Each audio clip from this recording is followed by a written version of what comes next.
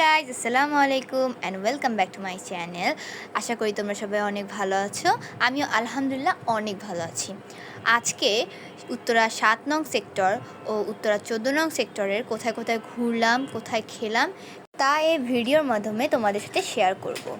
তো চলো প্রথমে লাজিজে যাওয়া যাক।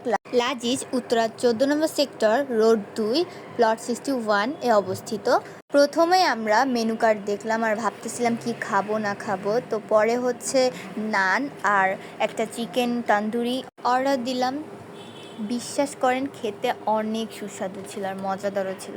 তারপর চারিপাশের প্লেসটা অনেক সুন্দর ছিল, ভাবতেছিলাম এখানে কতগুলো ফটোশ্যুট করে যায়, কিন্তু খাবার অলরেডি চলে এসেছিল, তাই খেতে বসছিলাম। তারপর খাওয়া শেষে বিল পে করে এখান থেকে বের হয়ে ৭ নং সেক্টরের উদ্দেশ্যে রওনা দেই।